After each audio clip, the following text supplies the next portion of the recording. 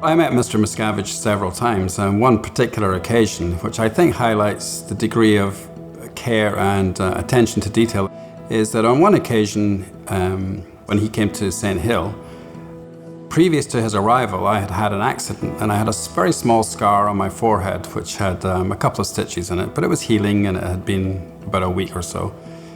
But when I met Mr. Miscavige, and we were touring around St. Hill together, he noticed, as he would, that I had a small scar on my forehead, and he asked me how it happened, and I explained it to him. And he asked me if I'd had, the correct medical attention, and he wanted to make sure that I got some pastoral counselling to ensure that any trauma connected with the accident had been handled. And he saw to it personally that that occurred.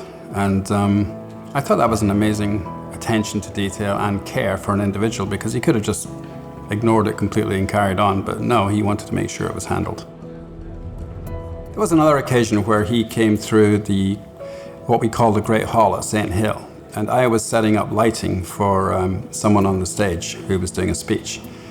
And the person on the stage mentioned that the lights seemed quite bright. And Mr. Miscavige said to me, they're having problems with the brightness. Do you have a light meter and the things necessary to make sure the lighting is as it should be?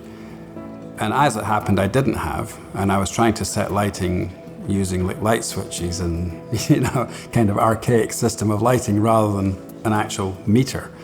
So he basically helped me through that so that the person was comfortable on the stage, and he wanted to make sure that she was comfortable and paid attention to that. And then he said to me afterwards that he would get a light meter sent down to me from America so that I could always have it proper. And again, he'd just been passing through. He was literally walking through the hall, going somewhere else, and stopped to take up the fact that this lady had made the origination that the light was a little strong. And instead of just thinking, oh, he'll handle that, he wanted to make sure that I had, why was that, and find out all about it. And I think that's really what makes his leadership so amazing. It's like that care and detail and find out all about something. Why is it like that? And then and the help that came afterwards. One particular time at St. Hill, I was asked to play drums with a bagpipe player for Mr. Miscavige as a surprise. He didn't know. As it turned out, it didn't happen till about 11 o'clock at night, and it was misty and it was wet. And he had gone into a building, so since it was a surprise, we couldn't particularly follow into the building, etc. So we just started to play outside. And so we're playing the drums and the bagpipes thinking, well, they carry quite far, maybe he'll hear it, maybe he'll be happy, maybe not, but we're here now, so we'll do it.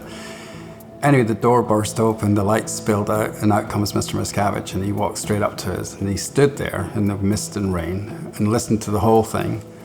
And then he was like, wow, you guys have learned this is fantastic, thank you very much. And he was so appreciative.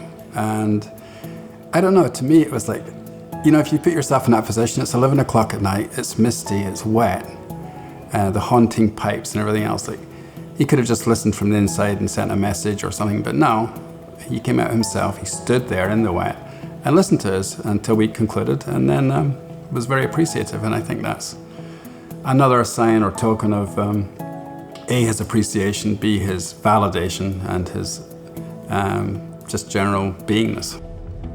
We're expanding at a phenomenal rate under his leadership. So for me, Mr. Miscavige is the top man, and I love his leadership and the compassion with which he leads. And I think that we are in very, very, very, very good hands.